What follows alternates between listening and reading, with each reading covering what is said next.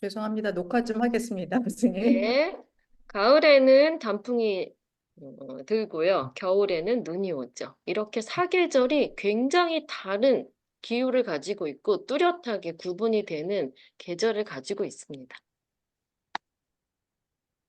한국 국토는 한국이 굉장히 작은 나라죠. 그래서 한 112 정도 면적이 한반도 전체로 남한, 북한을 합치면 한 84위 정도 된다고 해요. 인구는 이게 지금 그 예전의 데이터라서 예전에 조사한 것이기 때문에 약 25위 정도 된다고 하고요. 인구 밀도는 굉장히 높습니다. 3위 정도 된다고 해요.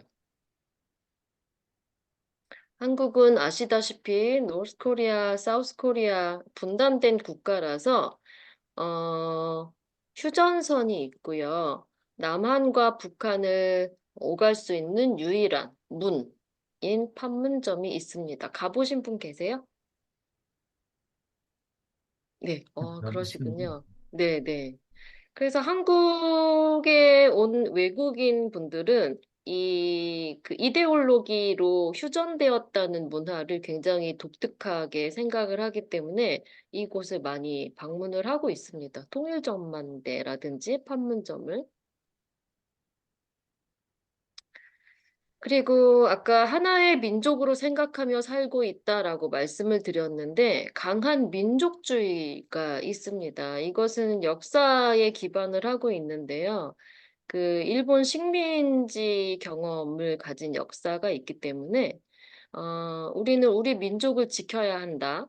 우리는 하나의 민족으로 뭉쳐야 한다라는 이런 그 역사 의식 기반 하에 민족주의가 굉장히 강한 편이에요. 그래서 이거는 한국 내부로 보면은 굉장히 좋게 작동할 수 있지만 외부적으로 보면은 민족 이기주의라든지 배타적 민족주의로 작동할 수가 있어요. 그래서 약간 위험한 그 인식이기도 합니다. 그래서 우리는 하나야. 우리는 다른 민족이랑 섞이면 안 돼. 그리고 다른 민족은 뭐 필요 없어. 라는 인식이 좀 강하게 발동되는 부분이 좀 드러나기도 합니다. 굉장히 상대적인 것 같아요. 그렇기 때문에 한국은 공동체 문화에 굉장히 익숙합니다. 월드컵 때 응원한 거 보셨어요? 네, 월드컵 때 이거 다 모르는 사람들이거든요.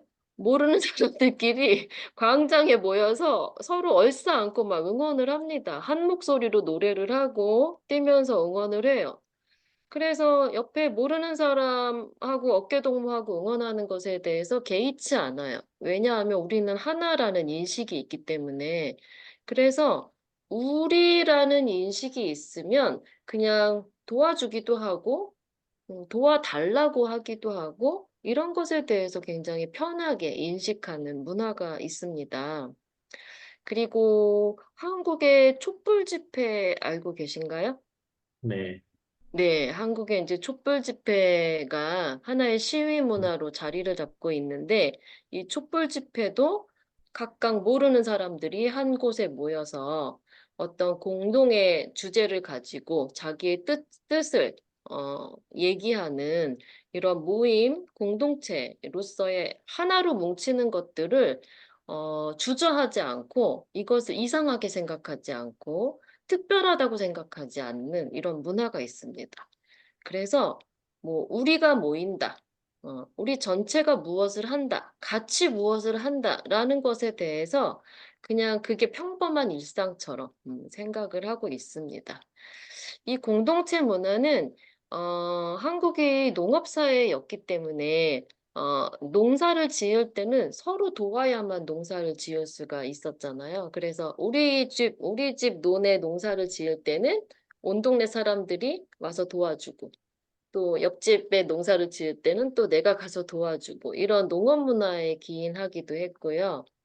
그 다음에 이제 되게 오래된 종교인 불교에서 인연을 굉장히 중요하기 때문에 네가 내 옆집에 살아가지고 내 이웃이 된 것도 아주 소중한 인연이야라고 생각하는 문화도 어, 큰 몫을 하고 있고요.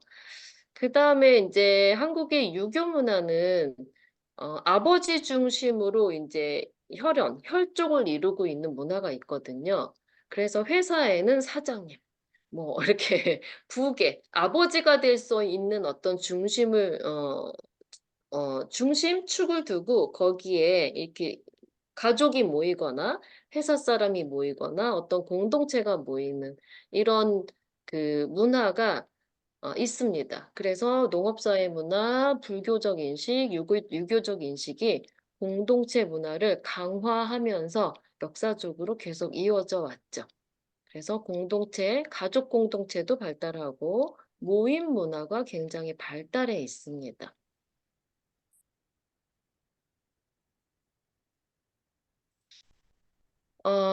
집이라고 하면은 영어로는 뭐 my house 정도겠죠. 뭐 그 중국어로도 내 집이라고 하지만 한국에서는 우리 집이라고 이야기를 합니다. 많이 들으셨을 텐데 우리 집, 우리 차, 심지어 동생도 우리 동생이고요. 엄마도 우리 엄마. 이상한 거는 와이프도 우리 와이프예요. 우리나라에도 있죠. 신기하죠? 네. 내 와이프여야 되는데 남편도 우리 남편이에요. 그래서 그 용어에서 보면은 다 우리예요. 우리 학교, 뭐 우리 교실 이거는 이제 공동체가 같이 사용하는 집합된 곳이기 때문에 우리 회사까지는 괜찮은데 뭐 우리 남편, 뭐 우리 와이프 이런 거, 뭐 우리 차 이런 거는 굉장히 그 인식 속에 우리라는 공동체가 그냥 굉장히 보편적으로 스며들어 있다라는 것을 알 수 있는 용어입니다. 그래서 우리가 같이 무엇을 하는 것에 대해서 그렇게 이상하거나 특별히 뭐 마음을 먹어야 하는 일이라고 생각하지 않는 이런 문화가 있습니다. 그래서 외국인이 볼 때는 약간 부담스러운 경우도 있죠. 제가 한번 들은 그 사례가 있는데요. 기숙사에서 한국인 룸메이트가 자꾸 빵을 먹으라고 본인은 빵을 먹기 싫은데 빵을 먹으라고 계속 해서 조금 기분 안 좋게 먹기 싫은데 왜 자꾸 먹으라고 하냐고 그러면서 다툼이 일어날 뻔했다고 해요. 그런데 이제 한국인 학생은 혼자 먹으면 안 되고 우리 같이 먹어야 되는 거니까 내가 내 빵을 나눠주는 건데 왜 안 먹으라고 하냐 그러면서 서로 이제 오해가 생긴 거예요. 그래서 상대방 그 외국인은 내가 먹고 싶은지 먹고 싶지 않은지를 물어보지 않고 왜 일방적으로 빵을 먹으라고 하냐라면서 기분이 나빴던 거고 한국인 입장에서는 먹을 게 있으면 같이 나눠 먹고 뭐 이렇게 같이 먹는 게 더 좋지 혼자 먹으면 이상하잖아라는 생각에 그런 행동을 했다고 해요. 그래서 우리가 한 방에 같이 있으니까 우리가 같이 먹으면 좋은 거 아니야? 라는 인식이 굉장히 깔려 있습니다. 한국에는 또 아파트가 많이 있는 특징이 있죠. 인구 밀도가 일단은 높고요. 산도 많아요. 그래서 그 전체 면적에 비해서 굉장히 크고 낮은 산들이 많기 때문에 평지가 적기 때문에 아파트를 많이 짓는다고 해요. 그다음에 가족 공동체가 아까 발달을 했다고 했죠. 공동체 모임이 있기 때문에 그렇게 이웃이 밀집해서 사는 것에 대해서 거부감이 별로 없고, 그래서 함께 사는 것에 대해서 거부감이 별로 없습니다. 그래서 아파트가 많이 발달을 했는데, 사실은 이런 의미에서 아파트가 형성되기 시작했지만, 더 깊게 들어가면 한국의 아파트는 내가 거주하는 집의 개념보다는 나의 재산의 개념으로 생각하는 그런 부동산 문화가 그동- 있어요. 네. 그것은 조금 그 어, 7, 80년대부터 생겨난 산업화 시기에 그 고위층, 정치적 고위층의 비리에서부터 시작된 그런 문화거든요. 아파트 투기라는 문화가 생기면서 아파트가 내가 살아야 하는 집이 아닌 재산의 개념으로 인식되기 시작했는데 그 인식은 지금까지도 계속 이어지고 있어요. 그래서 아파트를 살고 팔고 사고 팔고 하면서 재산을 늘려야 하는 대상으로 인식하고 있어서 한국에 아파트가 많게 된 이유가 이 이유도 있지만 사실은 지금 한국인이 생각하는 아파트의 정서는 재산으로서의 정서가 좀 강한 편입니다. 자, 이렇게 아파트가 많이 지어지고 있어요. 그래서 새로 지은 아파트, 뭐 고급 아파트, 뭐 오래된 아파트, 지방에 있는 아파트, 뭐 브랜드가 있는 아파트에 따라서 다 가격이 차이가 있고, 그래서 그거에 따라서 사람들이 막, 이 아파트 사야 돼. 그러면 돈을 벌 수 있을 거야. 이런 대상으로 생각을 하고 있죠. 한국의 전통적인 집을 보면 방과 방 사이에 이런 나무 문이 있고요. 여기에 종이를 바른 문을 사용하고 있습니다. 그러니까 옆에 방 소리가 다 들리는 구조예요. 옆방의 소리가 다 들리면 어떨까요? 프라이버시가 없죠. 네, 프라이버시가 없어요. 그리고 문을 열면 두 개의 방이 그냥 하나가 되는 구조가 되기도 해요. 그러니까 가족이니까 그냥 뭐 어, 편의성을 따지기 위해서 그냥 문을 닫았다가 가족은 하나니까 열고 살기도 하고 여름에는 답답하니까 열고 막 이렇게 하면서 옛날부터 구조가 이렇게 되어 있습니다. 집 구조가. 그리고 한국은 아시다시피 신발을 벗는 온돌 문화가 발달이 되어 있어서 방에 바닥 청소를 굉장히 열심히 하는 문화가 있습니다. 그래서 바닥에 앉아 있고 바닥에 그냥 신발을 벗은 채로 앉아 있는 문화가 굉장히 발달해 있어요. 그래서 여기에 이제 따뜻하게 음, 온돌 문화가 있어서 항상 신발을 벗는 문화가 있죠. 그래서 온돌 문화에 익숙한 사람들이 굉장히 바닥이 따뜻한, 뜨끈뜨끈한 온돌방에서 땀을 조금 흘리고 나면 몸이 시원하다, 몸이 개운하다, 이런 느낌을 느껴요. 그래서 그 땀을 흘릴 정도로 뜨거운 방인데도 어, 시원하다 이런 느낌을 이런 표현을 많이 합니다. 그래서 무언가 그 피로감이 싹 빠져나간 의미로 시원하다 이런 느낌의 표현을 합니다. 날씨가 쌀쌀한 가을, 겨울에는 특히 이제 따뜻한 찜질방을 많이 찾아가는 문화가 있고요. 특히 아줌마들, 저도 대표적인 아줌마인데요. 아줌마들한테는 찜질방이 조금 복합 문화 공간이거든요. 그 찜질방 안에 식당도 있고, 막 피부 마사지도 받고, 카페도 있고, 막 운동도 하고, 이런 공간이 다 한 공간에 있어요. 복합 문화 공간이에요. 텔레비전도 보고, 뭐 아이스크림도 먹고. 그래서 굉장히 인기를 끌고 있어요. 아침에 가서 저녁에 와요. 그리고 왜 특히 아줌마들에게 인기가 있냐면 아줌마들이 이제 서로 수다를 떨고 이야기하는 것을 좋아하고요. 아줌마들이 공동체를 형성해서 어, 대화를 하고 어울리는 것들을 남성보다는 특히 선호하는 편이에요. 그리고 또 아줌마들은 출산을 한 경험이 있기 때문에 출산한 그 여성들이 굉장히 따뜻한 그 온돌 문화를 굉장히 좋아합니다. 요즘은 잘 안 하는데 찜질방 하면 이렇게 수건으로 양머리를 하면서 귀엽게 다니기도 합니다. 이게 왜 양머리인지 아시죠? 한쪽에 있어서 우리 네, 양처럼 생겨서 양머리입니다. 양, 해보셨어요? 찜질방 가보셨어요? 안 가봤어요. 네. 찜질방은 가봤는데 이런 건 안 했어. 아, 거의 이런 거 안. 여자들만 하는 찜질방, 거 아닌가?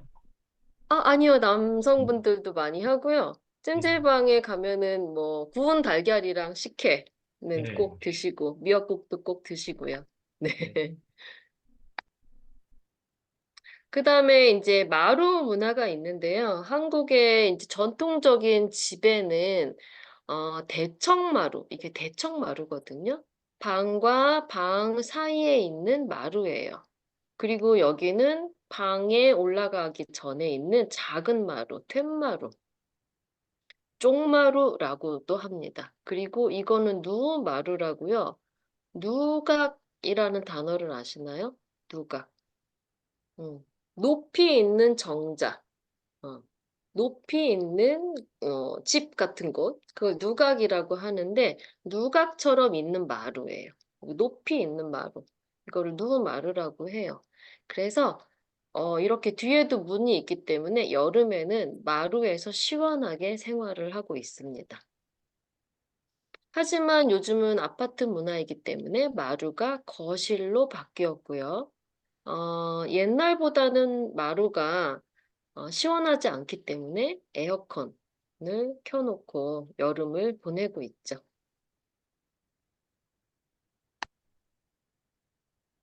그 다음에 궁을 보면은 이거는 중국의 자금성이고요. 이거는 일본 메이지 신궁이고 이거는 한국의 창덕궁이에요. 그래서 외국인이 볼 때는 중국, 일본, 한국이 굉장히 비슷한 궁궐 문화를 보이는 것 같은데 정작 중국인, 일본인, 한국인이 봤을 땐 와, 우리나라랑 너무 다르다라는 것을 확연하게 느낄 수 있거든요. 비슷한 듯 다르게 느낄 수 있는 것들이 이런 문화들이에요. 그래서 중국은 궁궐이 굉장히 2층, 3층으로 굉장히 웅장하고 크고 높고 이렇게 이런 문화가 있고요. 그래서 중국은 아시다시피 문화가 내가 세계의 중심이야. 내가 제일 커. 내가 제일 웅장해. 이런 거를 드러내는 문화가 굉장히 많고요. 일본은 되게 단아하고 정갈하고 세심하죠. 네. 그래서 굉장히 깔끔하고 단아한 것을 좋아하고 한국의 궁은 곡선이 아름답고 단청이 화려한 이런 멋을 가지고 있습니다. 그래서 곡선이 일본 다르죠. 이렇게 곡선이 많이 다릅니다. 중국의 자금성은 아주 크고 웅장하고 메이지 신궁은 화려하진 않고 단정해요. 한국 창덕궁은 화려하고 곡선이 굉장히 아름답다. 정원을 볼까요? 정원도 마찬가지예요. 이게 중국의 이화원 정원인데요. 이게 모두 정원이에요. 하나의 마을 같지만 하나의 마을만한 정원이에요. 굉장히 크고 넓고 웅장하고 정원 자체가 그렇습니다. 일본의 정원은 자연을 작게 축소해서 집 안에 들여놓는 정원을 선호해요. 그래서 분재라고 소나무도 큰 소나무도 작게 만들어서 내 정원 안에 넣고 다리도 작게 만들어서 내 집 안에 넣고 뭐 언덕, 뭐 나무 이런 거를 다 작게 작게 시냇물도 인공으로 시냇물을 작게 만들어서 내 집 안에 넣고 소유하고 싶은 이런 정원 문화를 가지고 있어요. 그래서 일본의 정원을 가면 굉장히 아기자기 하거든요. 작고 귀여운 정원 문화를 가지고 있습니다. 한국의 정원은 어때요? 도대체 이게 정원인가 싶을 정도로 도대체 뭐가 있다는 거지? 라는 생각이 들지 않나요? 한국의 정원은요, 그냥 뒤에 산이 있고 앞에 물이 흐르면 그게 나의 정원이다라는 인식이 있어요. 그래서 요 안에 작은 그 정자를 하나 지어놓고 요 안에 내가 이렇게 쏙 들어가 있으면 뒤에 있는 산과 앞에 흐르는 물은 그냥 모두 내가 즐길 수 있는 거야 라고 생각을 합니다. 그래서 있는 그대로의 자연이 모두 나의 정원이다라는 인식이 있어요. 꾸밈은 없고 자연을 굉장히 좋아하고 선호하고 이런 정서가 있어요. 그래서 한국의 정원은 그 인위적이지 않고 그리고 건물을 중국처럼 웅장하고 크게 짓지 않아요. 되도록이면 자연을 훼손하지 않고 자연 안에 인간이 쏙 들어가서 즐기는 이런 정원을 굉장히 좋아합니다.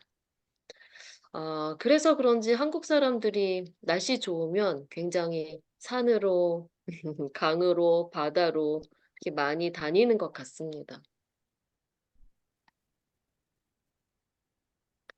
사랑채와 안채가 있는데 옛날에는 사랑채는 남자가 생활하는 곳이었고요. 안채는 여자가 생활하는 곳이었어요. 그래서 옛날에는 따로따로 사용을 했어요. 그 남자가 생활하는 곳은 대문과 가까이 있는 곳이기 때문에 외부의 손님이 오면은 남자가 맞이해서 남자와 이야기를 나누고 여자는 외부의 손님과 만나지 않았습니다. 그래서 안채는 말 그대로 안에 있는 집이에요. 집 안쪽, 깊숙이 있는 집이에요. 그래서 마당에서 안채로 들어가는 문도 굉장히 작고요. 이 문을 통해서 여기에 여자가 살고 있는 집이 똑바로 보이지 않게 집을 지었다고 해요. 그래서 여기에서 사람들이 왔다 갔다 해도 여기 안쪽에 살고 있는 여자, 그 엄마라든지 이 사람이 직접 보이지 않도록 집을 지었어요. 따로. 그래서 외부인이 함부로 보지 못하도록 집을 지었습니다. 그래서 여자들이 생활하는 공간에는 쉽게 못 들어가는 이런 구조로 집을 짓고 살았죠. 뒷간이 뭔지 아세요? 네. 뒷간은 화장실의 옛날 말이에요. 요즘도 한국의 할머니, 할아버지들은 간혹 뒷간이라는 말을 사용하는 분들이 계세요. 뭐, 레스트룸인데 뒷간은 뒤에요, 뒤에. 뒤에 있는 칸, 집이에요. 그러니까 몸의 뒤에 있는 일을 보는 곳을 뒷간이라고 합니다. 바로 화장실이죠. 한국의 공중 화장실은 세계적으로 지금 유명해져 버렸어요. 그래서 한국의 공중 화장실은 굉장히 깨끗하다, 뭐 시설이 좋다, 그리고 이렇게 특히 고속도로 휴게실에 있는 화장실은 어떤 휴게소이냐에 따라서 굉장히 독특한 화장실 문화를 가지고 있어요. 이거는 어린 왕자가 그려져 있는 그 강원도 아세요? 강원도? 네. 예. 네. 그러니까 서울에서 강원도 쪽으로 가는 쪽에 있는 거기 문막이라는 휴게소의 화장실인데 어린 왕자가 그려져 있습니다. 그래서 화장실도 이제는 하나의 문화로 자리 잡고 있다. 그래서 심지어 한국의 화장실을 배우러 오는 그런 분도 있어요. 네. 다음에 지붕을 보면은 이거는 초가 지붕이에요.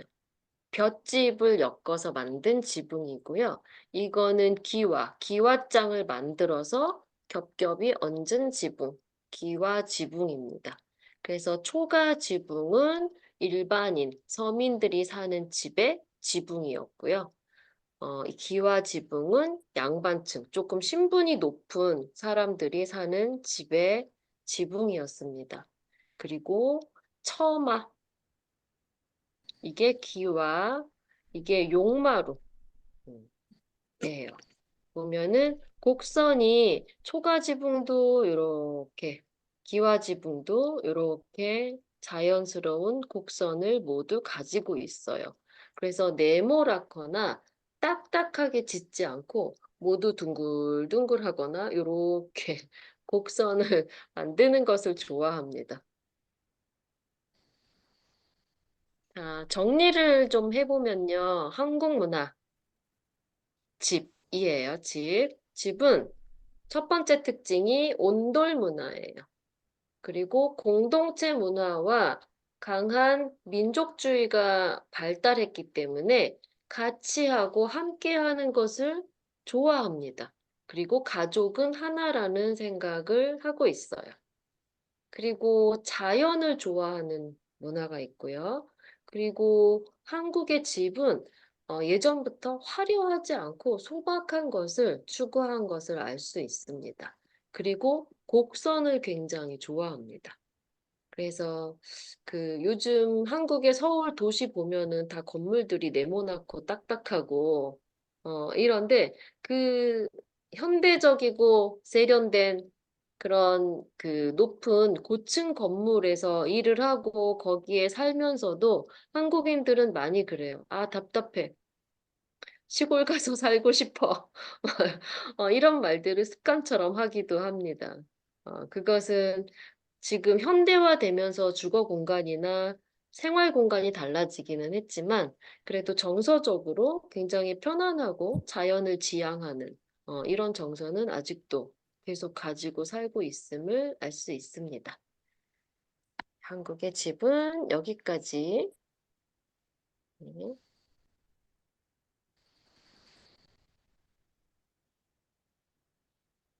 말이 좀 빠르진 않나요? 아니에요? 괜찮나요? 네네네. 네네. 네. 잠깐만요. 솔직히 여기 스리랑카에 계신 선생님들은 네. 온돌방 안 가도 됩니다. 여기가 지금 찜질방이라서 스리랑카가 스리랑카가 너무 많이 더워서 더워서. 네. 아, 그러면 그 다음에 음식 문화 같이 보겠습니다.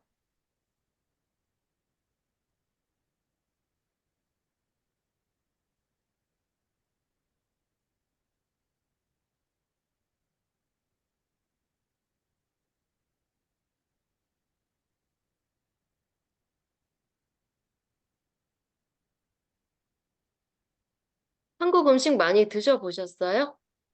예. 네. 네. 한국은 가족주의가 발달을 했다고 말씀드렸기 때문에 그 가족이 모여서 밥 먹는 것을 굉장히 좀 중요하게 생각해요. 물론 현대 사회로 들어서면서 문화가 조금 많이 바뀌기도 했고 서로 이제 아빠의 스케줄, 엄마의 스케줄, 자녀의 스케줄이 서로 너무 바빠서 이제는 모여서 밥 먹는 시간이 점점 줄어들기는 하지만 그래도 우리 다 같이 모여서 밥 먹어야 된다라는 이런 인식이 굉장히 강합니다. 그래서 다 같이 모여서 할아버지, 할머니, 뭐 자녀, 손자 같이 모여서 밥을 먹는 것을 굉장히 화목한 것이다, 중요한 것이다라고 생각을 하고 있습니다. 자, 어디에서 밥을 먹고 있는 것 같아요? 네. 집에서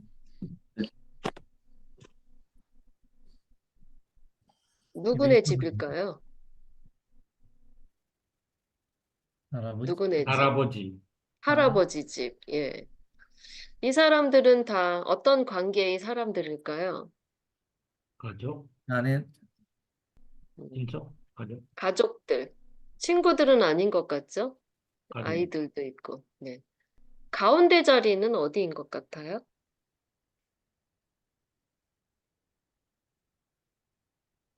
가운데 자리? 아버지, 어머니, 보통 상이 이렇게 있으면 가운데 자리는 여기 가운데나 여기 가운데, 를 가운데 자리라고 하고요.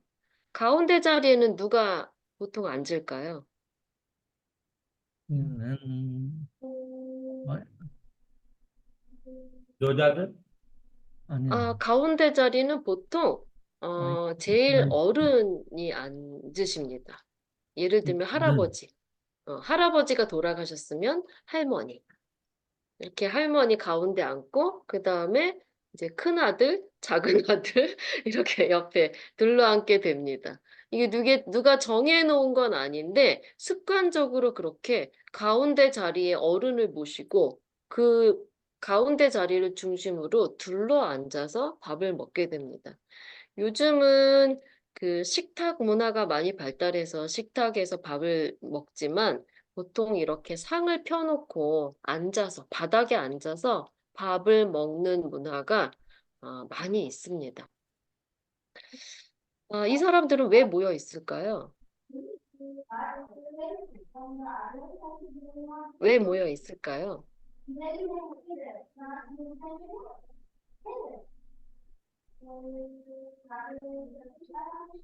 뭐 밥 저녁 먹으러. 식사? 네. 여기. 생일? 명절? 연결 음식도 특별히 없는데 그냥 뭐 그냥 식사하는 자리 아닌가요? 저녁 그냥 식사? 가족 모임? 가족 네. 저녁 식사? 네, 네. 먹었었어요. 네. 현대 사회는 핵가족화되어서 가족이 보통 3명, 4명 있는데 이렇게 할아버지, 할머니, 모든 형제가 모이는 경우는 뭐 생신 모임이나 특별한 그 가족 행사나 명절일 때 다 같이 모여서 먹게 됩니다. 무슨 이야기들을 나눌까요? 한국 사람들은 밥 먹으면서. 생일 같은 거에 미역국 있는 거 아니면 미역국. 네. 여기 미역국 없어요. 네, 여기는 미역국이 없는데 생일에는 미역국을 먹으면서 무슨 이야기를 할까요? 요즘 어떻게 살고 있는지, 요즘 어떻게 살고 일고 있니? 있는지, 어, 공부가 야, 잘 일어나고 되니, 있어. 뭐 사업은 잘 되니, 맞아요. 사업 잘 되고 있냐? 회사 공부가 잘 돈이 다니고 없다. 있니? 돈이 없다. 돈이 없다. 공부 잘하고 있니? 뭐 대학교는 어디에 갔니? 결혼은 언제 할 거니? 이런 것들을 유학은 물어봐요. 어디 갈 거니? 주말에 어디 갈 거니? 뭐 유학. 남자친구 있니? 여자친구 있니? 뭐 이런 것들을 막 물어봐요. 물론 젊은 세대는 그런 질문을 굉장히 싫어합니다. 예. 어, 그런데 이제 할머니, 할아버지 세대일수록 우리 문화, 공동체 문화가 강해서 내가 그런 것들을 모두 공유해야 된다고 생각을 하고 있어요. 그래서 아이를 낳으면 몇 명을 낳을지까지도 막 물어보고요.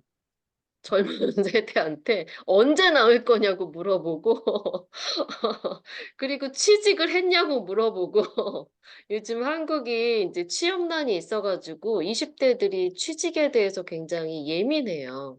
그런데도 할머니, 할아버지들이 취직은 왜 안 했니? 언제 할 거니? 막 물어보고 하면서 이제 세대 갈등이 생기기도 합니다. 어쨌든 밥 먹으면서 그런 소소한 얘기들을 나누기도 해요. 자, 한국 문화의 특징이 공동체 문화가 강하다고 말씀을 드렸잖아요. 물론 요즘 20대 MZ 세대들이 생겨나면서 그 개인주의 문화가 점점 강해지고 있기는 해요. 그래도 아직은 저변에 공동체 문화가 강하게 작동하고 있습니다. 그래서 그래서 예. 네. 그래서 혼밥이라고 이제 개념은 나와 있잖아요. 네, 그거는 혼밥. 1인 가구가 많아지면서 이제 혼밥을 많이 하거든요. 식당에서도 이제 한 명이 들어가서 이제 밥을 먹을 수 있는 그런 자리가 네, 있죠. 맞아요, 맞아요. 그래서 현대 사회에서 혼자 사는 가구가 많아지고, 그리고 너무 가족과 떨어져 살면서 너무 바쁘니까 이제 혼자 밥을 먹고, 혼밥을 하고, 뭐, 혼영 들어보셨어요? 혼영. 이거 혼자 영화를 본다. 그리고 혼여도 있어요. 혼여. 혼자 여행을 간다. 뭐 이런 용어들이 요즘 유행을 하고 있어요. 하지만 아직까지는 혼자 무엇을 하는 것은 굉장히 외롭고 쓸쓸하다라는 느낌이 아직 있어요. 그래서 뭐 친구와 같이 하거나 가족과 같이 하면 더 좋겠다라는 생각은 있지만 지금 상황이 이러니까 그냥 혼자 밥을 먹어야지. 혼자 영화 봐야지. 이렇게 생각하는 것 같아요. 물론 혼자 밥을 먹고 혼자 영화를 보고 혼자 여행을 가는 것을 더 좋다고 생각하는 사람도 있어요. 하지만 그게 보편적이진 않다, 아직은요. 그래서 가족이 함께 모여서 식사하는 것을 조금 중요하게 생각해서 20대들은 맨날 바쁘다고 하고 부모들은 와서 같이 밥 좀 먹자라고 부탁을 하고 20대들은 아, 바빠. 다음 주에 갈게요. 막 이렇게 얘기를 하고 그런 것들을 드라마에서 많이 보셨을 거예요. 네. 그리고 찌개나 탕은 밥과 국은 내 밥과 내 국이 있는데 반찬과 찌개, 탕 이런 것들은 다 같이 먹는 식사 문화가 있어서 덜지 않고 다 같이 먹는 문화가 있어요. 요즘은 물론 이렇게 내 앞접시에 덜어서 먹는 문화가 보편화됐지만 원래는 다 같이 숟가락으로 떠먹는 문화가 있었습니다. 이 찌개 떠먹기예요. 네. 찌개를 숟가락으로 떠먹기. 그래서 아빠, 엄마, 나, 동생 다 같이 막 숟가락으로 떠먹어서 외국인이 볼 때는 굉장히 더럽다라고 느껴지는 이런 찌개 떠먹기 문화가 있었습니다. 아직도 시골이나 아니면 나이 많으신 분들 집에 가면은 이렇게 찌개를 같이 먹기도 해요. 물론 뭐 젊은 사람들이나 뭐 식당에서는 이렇게 덜어서 먹지만 이런 문화가 있습니다. 이게 왜 더럽다고 느껴지지 않고 먹었을까요? 한국인들은. 가족끼리 내 입에 숟가락 넣었다가 또 먹고 숟가락 넣었다가 왜 이게 더럽지 않다고 생각했을까요? 가족이니까. 손이 들어가지 않기 때문에. 그냥 가족이니까요. 가족. 네, 가족이니까 뭐 가족 입에 들어간 거니까 괜찮아라는 이런 인식이 있었던 거예요. 네.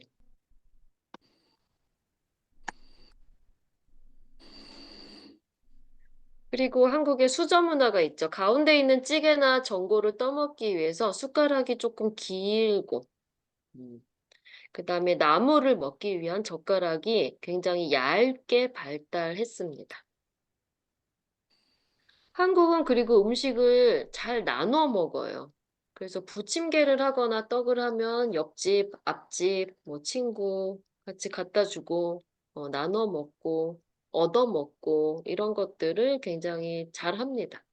그래서 아까 제가 말씀드린 것처럼 룸메이트가 빵을 자꾸 먹으라고 그래서 나눠 먹는 게 굉장히 익숙하기 때문에 어, 나누어 먹는 음식 문화가 있습니다. 그리고 대접하는 문화도 있어요. 집들이라든지 초대를 해서 친구나 뭐 회사 사람들을 초대해가지고 대접하는 문화가 있어요. 그래서 내가 열심히 음식을 만들어서 조금 음식을 먹인다라는 그러면 내가 충분히 뭔가 내 마음을 전달한다라는 이런 의미로 음식을 대접하는 문화가 있습니다.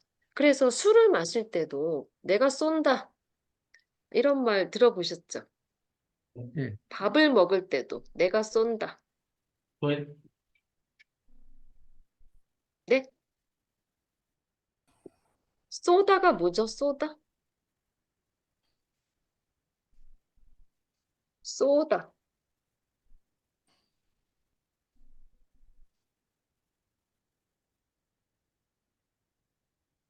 이거는 총을 쏘다 할 때 쏘다예요.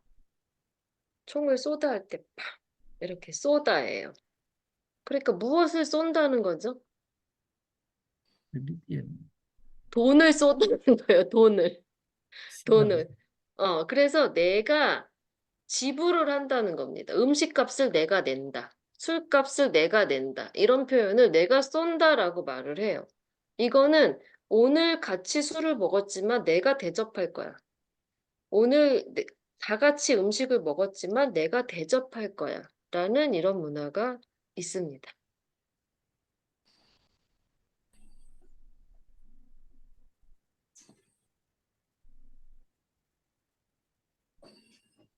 한국의 주식은 밥이죠, 밥. 스리랑카의 주식은 뭔가요? 밥이에요? 밥이에요. 아니, 군요. 네. 한국도 밥이 주식이기 때문에 밥에 대한 이름이 굉장히 많습니다. 그래서 쌀밥, 잡곡밥, 찰밥, 현미밥.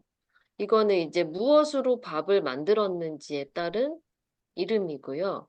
된밥, 진밥, 삼층밥, 이거는 어떻게 조리했는가에 따라서 이름이 다르고요. 돌솥밥, 냄비밥, 압력밥, 이거는 어떤 조리 도구에 밥을 만들었는지에 따른 이름이에요. 그래서 이름이 이거 외에도 굉장히 밥에 대한 이름이 많이 있습니다. 밥이 주식이라는 거를 알 수가 있죠. 국도 마찬가지예요. 국물이 있는 음식을 좋아하기 때문에 국의 종류가 굉장히 많고 숟가락이 발달했습니다. 그래서 콩나물국, 아까 말씀하신 미역국, 이거 뭔지 아세요?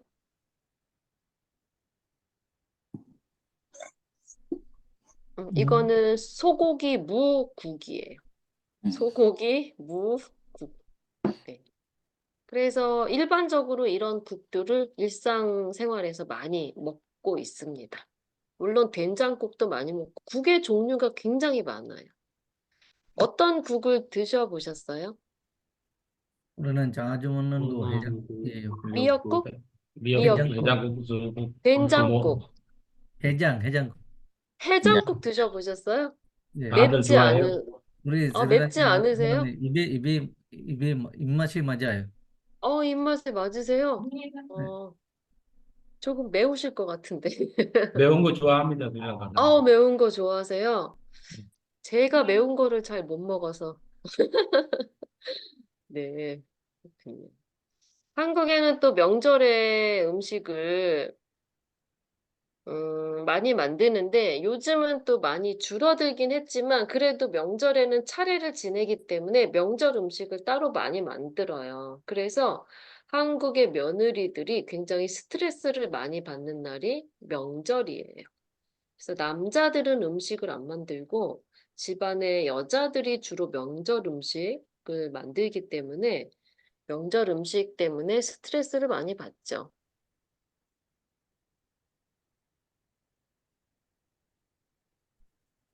설날에는 떡국을 먹습니다. 그래서 떡국을 먹으면 나이를 1살 먹는다라고 생각을 하죠. 설날에 떡국을 먹는 이유는 오래 살으라는 의미예요. 왜 오래 산다는 의미일까요? 가래떡이 어떻게 생겼는지 아시죠? 흰색. 네, 흰색. 이렇게 해가지고 가래떡이 이렇게, 예, 이렇게 길더라고. 길어요. 예, 예, 길더라고. 동그랗고. 이렇게 긴 떡인데 이거를 이렇게 썰어요. 이렇게 썰어요. 칼로. 예, 썰면 요 떡이 돼요. 예, 그래서 사실은 썰기 전에 이 떡이 가래떡이죠. 이 가래떡이 굉장히 긴 떡이기 때문에 길게 오래 살아라라는 의미예요. 그래서 새해 첫날에 오래 산다라는 의미에서 긴 떡을 먹는다라는 거죠. 그래서 떡국을 먹습니다. 자, 추석에는 송편을 먹는데요. 송편을 예쁘게 만들면 예쁜 딸을 낳는다는 얘기도 있습니다. 또 만두를 예쁘게 만들면 또 예쁜 딸을 낳는다. 이런 말도 하지요. 그래서 설날에는 떡국, 추석에는 송편. 이렇게 명절 음식은 대표적으로 이렇게 두 가지를 꼽습니다. 계절별로 보면 봄에는 요즘 같은 봄에는 화전이라고 이게 꽃이에요. 꽃 부침개라는 뜻이에요. 꽃 부침개. 그래서 봄에 꽃이 피면 먹을 수 있는 꽃을 따서 찹쌀로 전을 부쳐서 먹는 것을 화전이라고 합니다. 그래서 이게 진짜 꽃이에요. 그래서 꽃을 넣어서 부침개를 부쳐 먹는 찹쌀로 만든 전을 화전이라고 하고요. 그 다음에 봄에는 나물을 많이 먹습니다. 그래서 이건 냉이, 쑥, 달래 이런 나물인데요. 이런 것들을 많이 먹는 이유가 봄에는 겨울에는 추워서 이렇게 하고 있는데 봄에는 따뜻해져서 이렇게 풀리니까 너무 졸려요. 이거를 봄에 졸린 것을 춘곤증이라고 합니다. 춘곤증. 발음은 춘곤증이죠. 춘곤증, 봄에 졸린 증상이에요. 봄에 피곤하고 졸린 증상. 이 춘곤증을 이겨내는 그 방법으로 이 봄에 나는 나물을 많이 먹으면 춘곤증을 이겨내는데 아주 좋다고 해요. 그래서 봄에는 이 나물이 많이 나오기도 하지만 몸에 좋아서 많이 먹는다. 또 여름은 굉장히 더워요. 스리랑카처럼 덥지는 않지만 그래도 한국 사람들이 느끼기에 굉장히 덥고 한국은 아까 반도라고 말씀드렸잖아요. 굉장히 습하면서 덥고 그래서 그 장마 아시죠? 비가 거의 한 달 동안 자주 오는 이 장마가 끝나면 굉장히 더운 날씨가 와요.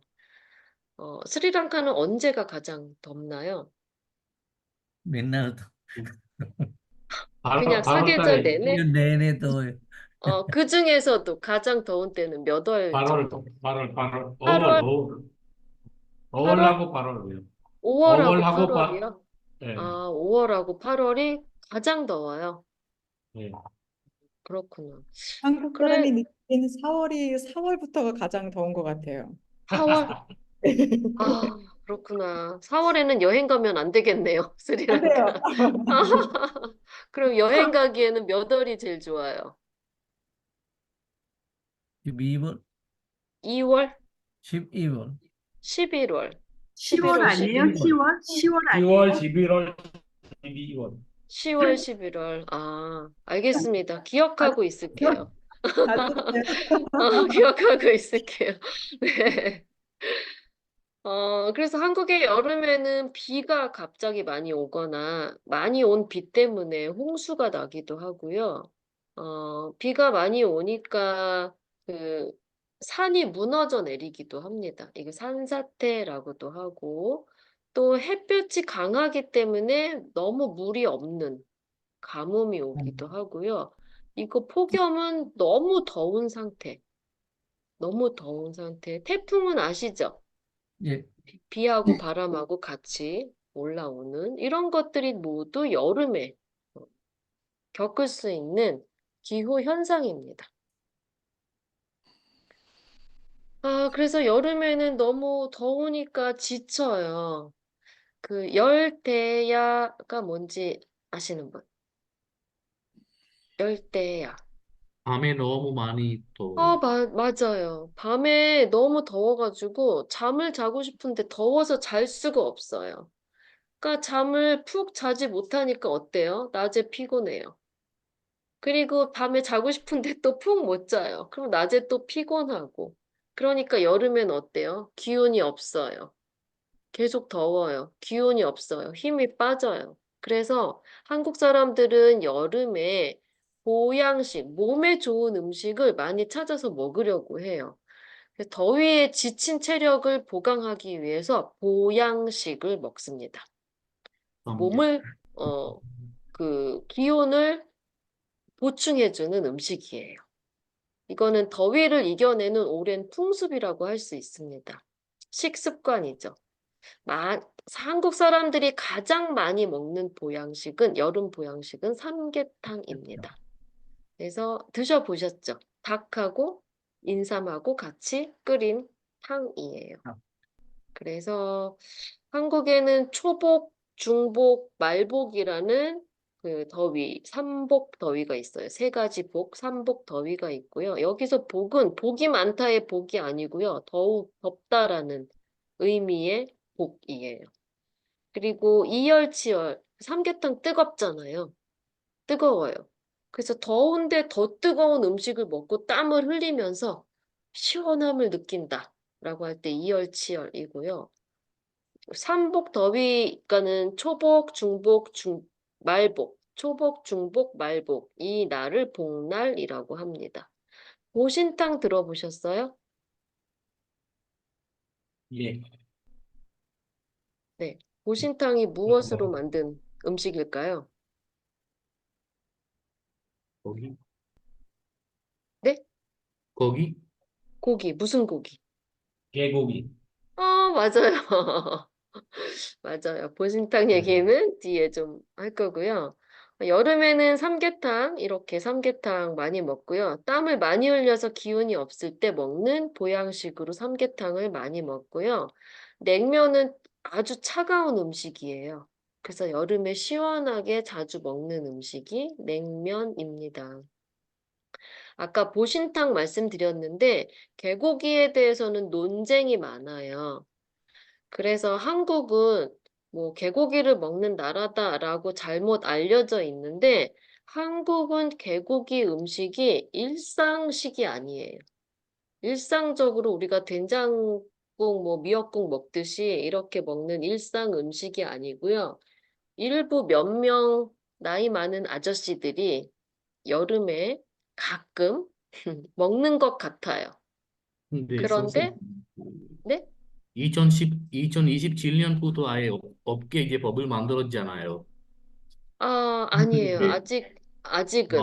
네, 근데 아직은 많이, 3년 후에는 이제 아예 팔 수도 없고 먹으면 안 된다고 이제 법을 만들고 있는데 오늘도 그렇, 뉴스를 보니까 이제 그 개를 키우는 사장님들이 법원에다가 이제 이거는 우리가 이제 먹고 사는 사업이기 때문에 그렇게 하면 안 된다고 반대를 하고 있다고 들었습니다.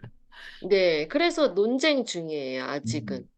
그래서 논쟁 중인데 또 어떤 문제가 있냐면 개가 가축이 아니에요. 우리는 가축을 먹잖아요. 공식적으로 내가 소를 키우는 사람입니다. 돼지를 키우는 사람입니다. 닭을 키우는 사람입니다라고 신고를 하고 가축으로 키워서 그것을 이제 음식 재료로 내다 팔 수 있는 이런 그 구조를 가지고 있어요. 그래서 만약에 소를 고기로 만들 때에는 그 이제 뭐 소를 소가 고기가 되기까지의 많은 단계를 거치잖아요. 그런 합법적인 과정을 거쳐야 되는데 개는 그런 과정이 없어서 이게 위생적으로도 문제가 있고 유통에도 문제가 있어서 지금 논쟁이 많이 있습니다. 그래서 이제 점점 없어지는 추세예요. 그런데 이제 오해하면 안 되는 것은 이거를 한국인들이 일상 음식으로 먹고 있는 걸로 착각하는 분들이 많이 있으셔서 그런 음식은 아니다. 하지만 일부 몇 명 아저씨들이 아주 가끔 먹는 것 같다라는 정도입니다.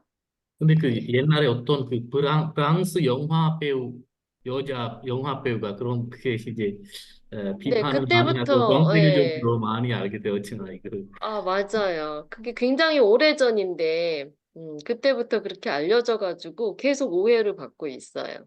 네. 그렇다고 아예 절대 먹지 않는다, 이렇게 말하기에는 조금 애매해서, 어, 제가 이렇게 말씀을 드렸습니다. 가을에는 이렇게 단풍이 들어서 굉장히 이 예쁜 색깔의 단풍을 보려고 단풍놀이를 많이 가고요.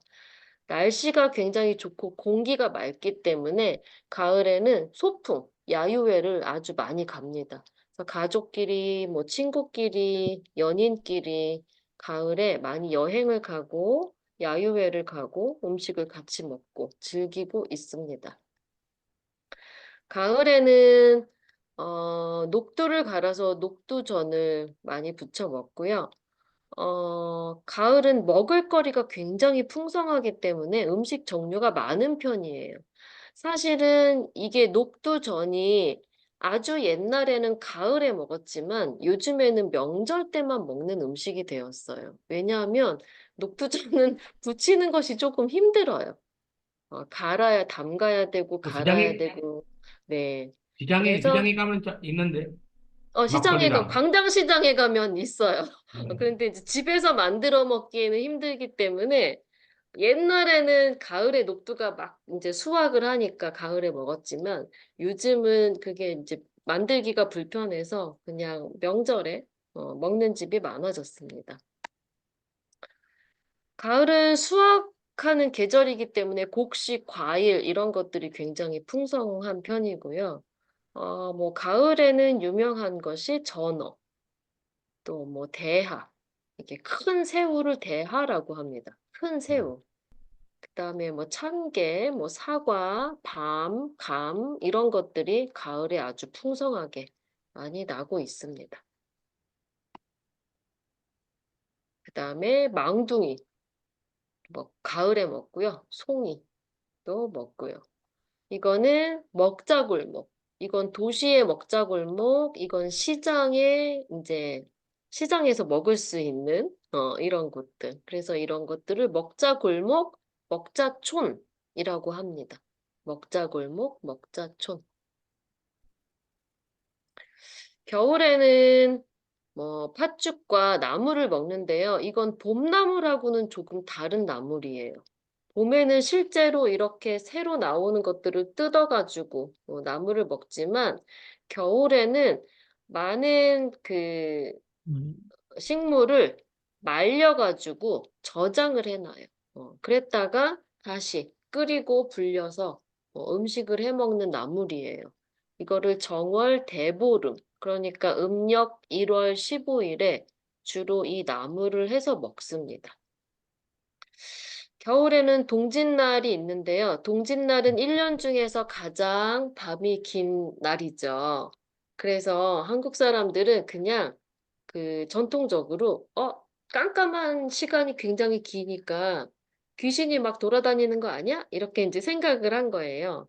그래서 귀신은 붉은색을 싫어할 거야라고 해서 팥죽을 끓여 먹었다고 해요. 그런 그냥 풍습이 전해지고 있습니다. 100일과 돌이 있는데 아기가 태어난 지 100일이 됐을 때 100일 행사를 하고 1년이 됐을 때 돌잔치를 하는데 예전에는 의학이 발달하지 않아서 아이가 면역력이 약한 100일 전에 많이 죽었기 때문에 100일이 지나면 축하 파티를 했는데 요즘에는 그런 아이가 거의 없기 때문에 최근에는 100일 잔치를 거의 하지 않습니다. 그래서 1살이 된 돌잔치만 주로 하는 편이고요. 백설기는 깨끗하다 이런 의미예요. 아이가 순수하다 이런 의미의 떡이고요. 수수팥떡은 거의 빨간색에 가깝기 때문에 이것도 이제 나쁜 것들, 나쁜 기운, 뭐 나쁜 귀신 이런 것들을 가까이 오면 안 돼. 한국에서의 나쁜 기운이나 나쁜 귀신은 그냥 실제로 어떤 귀신을 의미하는 게 아니고요. 뭐 몸을 아프게 한다든지 뭐 이런 것들을 그냥 다 모두 나쁜 기운이라고 생각했어요. 그래서 그런 것을 가까이 못 오게 한다는 것은 그냥 건강하게 자라라라는 의미라고 이해하시면 됩니다. 100일 잔치 떡은 100집에 나누어 주면은 아이가 건강하게 잘 큰다라는 이런 풍습이 있는데 그래서 이때부터 잔치에 떡을 하면 항상 나누어 먹는 이런 문화가 있지요. 결혼식에는 국수를 먹습니다. 누들은 길기 때문에 장수의 의미를 가지고 있어요. 손님들이 드시고 오래 사시라고 국수를 대접했죠. 근데 국수 대신 갈비탕을 대접하다가 최근에는 뷔페 음식으로 대접을 하는 게 걸로 바뀌었어요. 그래서 최근에는 결혼식에 가면 보통 뷔페 음식을 먹게 됩니다. 예전에는 국수를 주로 많이 먹었기 때문에 국수 언제 먹여줄 거야? 라는 말이 언제 결혼할 거야? 라는 말과 같은 질문이에요. 그래서 아직도 언제 국수 먹여줄 거야? 라는 질문을 하기도 합니다. 회갑은 60살이 되는 생일을 회갑이라고 해요. 그래서 회갑 생일에는 이렇게 음식을 아주 높게 쌓아놓거든요. 그 자식들이 효도를 굉장히 많이 하는 의미다라고 생각하기 때문에 음식을 정말 높게 쌓았다고 해요. 그리고 마찬가지로 오래 살기를 바랐기 때문에 이 누들, 만든 잡채는 빠지지 않는 음식이었다고 합니다. 한국의 간식거리는 대표적인 게 떡볶이. 뺄 수 없죠. 네. 떡볶이, 어묵, 순대, 튀김. 이런 것들을 분식이라고 하거든요. 그래서 이런 것들을 많이 먹고요. 다 드셔보셨어요? 예, 예, 네. 떡볶이 좋아하세요?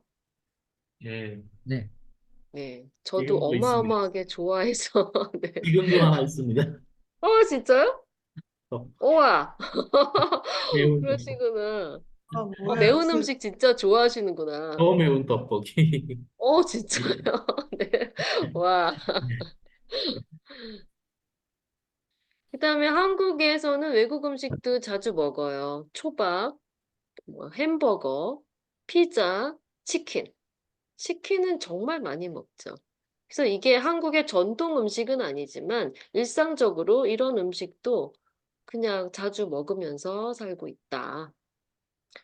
그래서 음식이 사실은 뭐 K푸드니 뭐 이게 중국 거니 일본 거니 한국 거니 막 싸우기도 하고 이런 그러니까는 전통과 근원을 따질 때는 조금 다툼이 일어나기도 해요. 김치가 원래 어느 나라 것이냐 이런 논쟁이 있을 때는 원래 근원을 따지기 위한 다툼이기는 하지만 사실은 음식은 이 나라에서 이 나라로 넘어가면서 그 나라의 입맛에 맞게 변형돼서 자리 잡는 게 음식 문화거든요. 그렇기 때문에 한국의 피자를 먹어본 이탈리아 사람은 이탈리아 피자와 아주 다른 맛을 느낄 거예요. 한국의 초밥을 먹은 일본인은 일본의 초밥과는 아주 다른 초밥이라는 걸 알 수 있을 겁니다. 사실은 음식은 이렇게 융합되고 변형되는 것이기 때문에 이것은 원래 우리 거야라는 개념은 점점 사라져 가고 있는 것 같아요. 햄버거가 처음 한국에 들어왔을 때는 밥버거가 유행을 했습니다. 밥버거. 그러니까 밥으로 만든 먹어요. 버거였죠. 예, 그거는 맥도날드에는 없는 버거거든요. 예, 롯데리아. 그렇게 네, 변형이 되고 입맛에 맞게 또 새로 정착을 하고 치킨도 마찬가지입니다. 치킨도 한국인 입맛에 맞게 다양하게 튀겨진 음식이라고 할 수 있죠. 한국의 대표적인 음식 하면 비빔밥을 많이 드는데요. 사실은 이 비빔밥은 굉장히 문화적으로 의미가 있는 음식이라고 할 수 있습니다. 12월 마지막 날에 부엌에 남아있는 반찬을 모두 비벼서 먹어 치우는 문화가 있었대요. 왜냐하면 그 다음날 떡국을 먹어야 하니까. 그래서 이런 문화에서 이제 유래됐다라고 말하는 학자들도 있고요.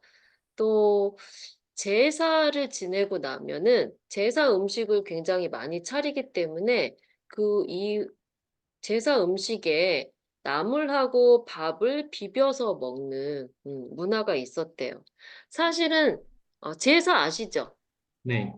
네, 조상한테 제사를 지낼 때 음식을 많이 차리는 것은 양반집 문화였어요.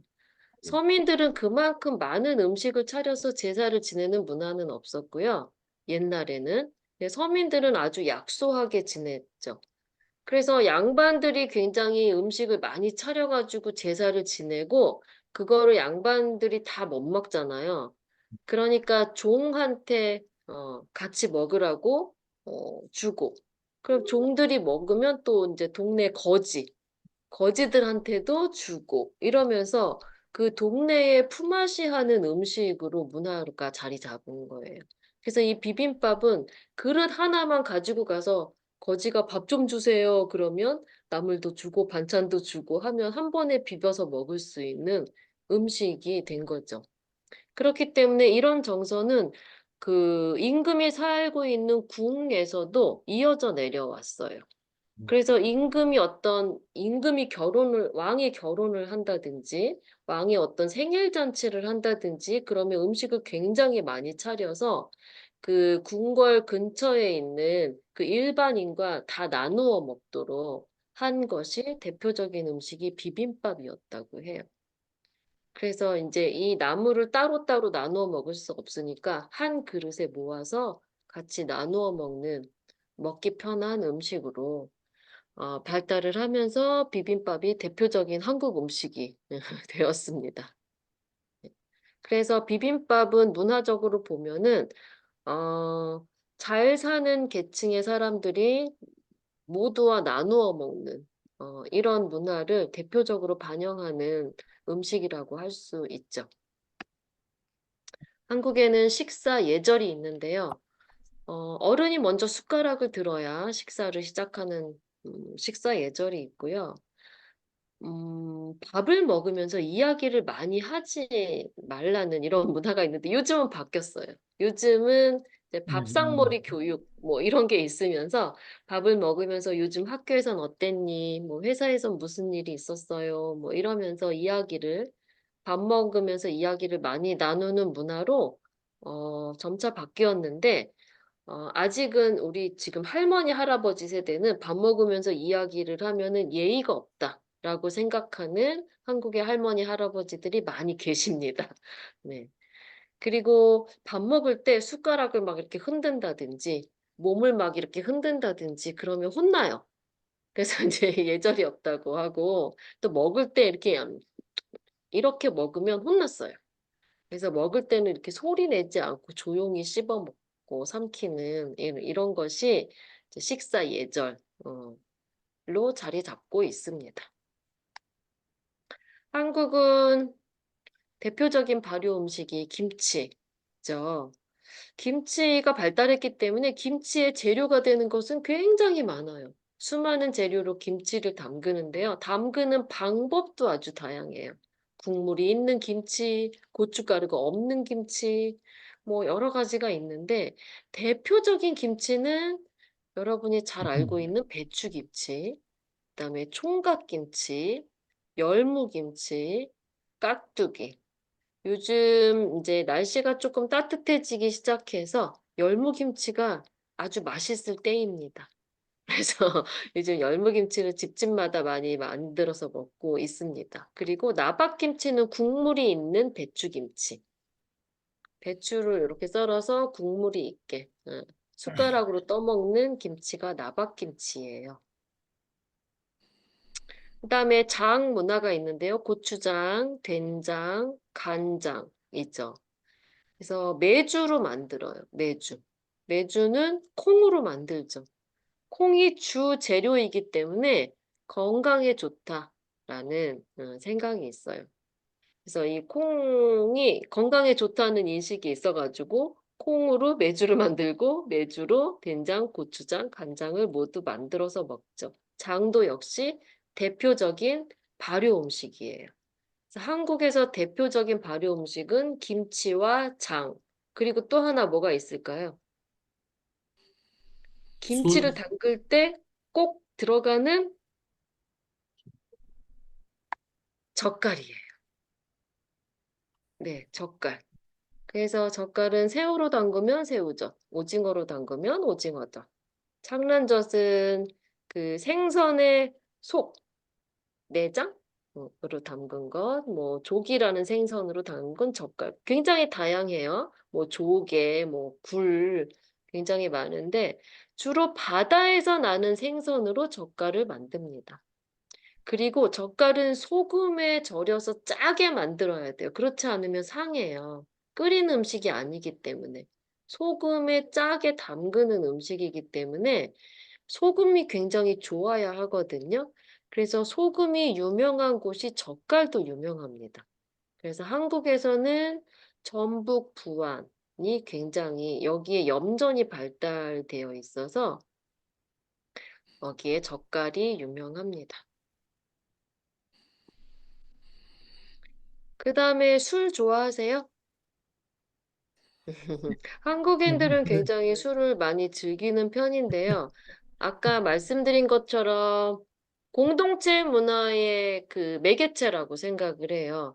그래서 술을 같이 먹으면서 이야기를 나누고 처음에는 안녕하세요 이렇게 인사했다가 술을 몇 잔 먹으면 형, 막 언니 이렇게 되는 이렇게 관계를 맺을 수 있는 매개체라고 생각을 하고 있는 게 술이에요. 그래서 술은 일상적으로 조금 인간관계에 도움을 주는 역할을 한다라고 인식을 하고 있고요. 친분 유지죠. 친분 유지. 또 삶의 활력도 준다. 그다음에 뭐 청주는 발효주, 막걸리, 탁주 이거는 뭐 모르셔도 될 것 같은데 어쨌든 술 문화가 그런데 한국에 굉장히 과음하는 문화가 있어가지고 그런 것들이 요즘 젊은 세대로 가면서 점점 없어지고 있어요. 그래서 술을 여전히 좋아하기는 하는데 제 세대까지는 막 굉장히 많이 취할 때까지 먹고 억지로 먹게 하고 이런 문화가 좀 있었는데 술을 권하는 문화가 있었는데 요즘 20대들은 굉장히 간단하게 먹고 뭐 와인을 즐긴다든지 뭐 집에서 이렇게 같이 요리를 해서 간단하게 음식과 함께 술을 조금 먹는다든지 이렇게 바뀌고 있어요, 술 문화가. 그래서 옛날처럼 술에 취해가지고 길에서 자고 막 이런 사람들이 이제 점점 줄어드는 것 같아서 다행인 것 같습니다. 하지만 여전히 술은 한국 사람한테 너와 나의 관계를 친밀하게 해주는 것이다라는 인식은 아직도 강하게 자리 잡고 있어요. 그래서 우리 언제 술 한잔 하자라는 말은 나 너랑 굉장히 친해지고 싶어라는 말과 비슷하게 사용이 되고 있습니다. 한국인이 외식할 때 가장 많이 먹는 음식은 삼겹살. 맛있죠, 삼겹살. 예. 네. 한정식, 뭐 회, 설렁탕, 뭐 소갈비, 뭐 이런 것들을 많이 먹습니다. 한국의 음식을 좀 정리를 해보면 다 같이 모여서 먹는 것을 좋아해요. 음식은 친밀감을 유지하는 데 좋은 도구라고 생각하기 때문이에요. 그리고 나누어 먹는 것을 좋아하고요. 대접하는 문화가 있습니다. 오늘은 내가 너한테 밥을 살게. 이렇게 대접을 하는 문화가 있고요. 식사 예절이 따로 있습니다. 술을 마실 때도 술 마시는 예절을 굉장히 중요하게 생각하죠. 발효 음식으로는 대표적인 게 김치, 젓갈, 장, 뭐 술 정도인데 음식을 하는 걸로 봐서는 장까지 김치, 젓갈, 장이 대표적이고요. 계절이나 행사마다 각각 그때그때 먹는 음식이 달라요. 왜냐하면 계절마다 나오는 음식 재료가 다르기 때문에 그런 것 같아요. 그리고 한국에서는 밥과 국이 중요하고요. 기름이 적고 국물이 많은 그런 음식을 주로 많이 먹는 편입니다. 그래서 한국의 식당에 가시면 그냥 냄비에다가 식재료만 주고 직접 불을 켜가지고 조리를 하면서 먹는 이런 식당이 많잖아요. 처음에는 외국인들이 그거를 특히 이제 서양 쪽에서 온 외국인들이 그걸 이상하게 생각했다고 해요. 왜 내가 내 돈 주고 밥을 사 먹는데 나한테 요리를 하라고 하냐. 이렇게 생각을 한다고 하는데 즉석에서 끓여서 국물을 지글지글 끓여서 같이 먹는 이런 거를 굉장히 즐기는 것 같습니다.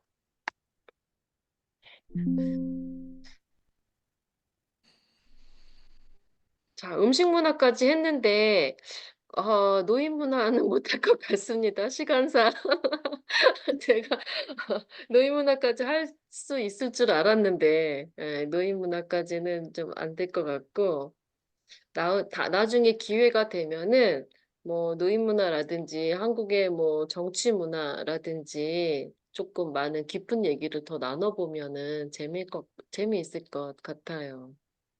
여건이 되면은 제가 그 스리랑카로 달려가서 직접 만나보고 같이 한국 문화에 대해서 얘기도 많이 나눠보고 싶은데 너무 짧은 시간에 그냥 수박 겉핥기식으로 이렇게 한 것 같아서 어떻게 도움이 되셨는지 모르겠습니다. 이기에서 만나요, 이기에서. 네? 이기. 지금 이거 이기잖아요, 이기에서. 무슨 말? 다음에 할 일기? 때 이기? 또 오시라고 해. 이게 아, 프로그램이 처음이거든요. 네, 알겠습니다. 불러만 주시면 언제든지, 이- 언제든지. 네. 다음에 뭐 원하는 게 있으면 그 요구도 조사를 비슷하게 해서 좀 알고 싶은 한국의 사실은 이런 음식 문화라든지 뭐 집 문화라든지 이런 거는 인터넷 찾아보면 더 자세히 알 수도 있을 거예요. 그런데 거기에 어떤 사회적 맥락이 들어있는지, 어떤 정서가 들어있는지, 그런 거를 좀 깊게 얘기를 해보면 더 재밌거든요. 그래서 그런 시간을 가지면 더 좋을 것 같습니다. 네. 네, 저는 수업 여기서 마쳐야 될 것 같아요. 네, 어떻게 더 네, 길게? 네, 감사합니다. 네, 축하해 주셔서 감사하고 선생님들 우리 오승희 선생님 지금 거의 새벽 12시가 됐거든요. 12시 넘었는데 네, 박수 한번 네, 쳐드리고 네. 네. 한국 분들이 스리랑카 오신다고 하지만 오셔야지 오시는 겁니다. 저한테 스리랑카 온다고 하는 사람이 100명은 넘지만 5명도 안 왔습니다. 꼭 가겠습니다. 네, 네. 네, 선생님 감사합니다. 네, 네, 선생님들 수고하셨습니다. 네, 그다음에 다음 너무 수고하셨습니다. 네. 감사합니다. 선생님 수고하셨습니다. 네, 네, 선생님들 그리고 이제 다음 주가 이제 정식으로 이제 마지막이 될 텐데 다음 주에 할 거는 제가 선생님들한테 개인적으로 네. 사랑스러운 메시지를 넣어드리겠습니다. 기대하시고 네. 다음 주 마지막 잘 참여하시기 바랍니다. 네, 들어가십시오. 네, 안녕히 가세요. 감사합니다. 네, 선생님 수고하셨습니다. 수고하셨습니다. 감사합니다. 안녕히 계세요. 수고하셨습니다. 언니 고마웠어. 네. 한국에서 한턱 어, 쏠게. 진짜 제가 우리 집에 김치 있어. 네? 잠비가 씨. 장비까지. 잠비가 아. 선생님. 응. 아, 김치 있다고? 김치 있어. 알았어, 찾아갈게 내가. 네. 네, 안녕히 가세요. 언니 네, 고마워요. 감사합니다. 네. 안녕히 선생님 계세요. 고마워요. 안녕히 계세요, 선생님. 감사합니다.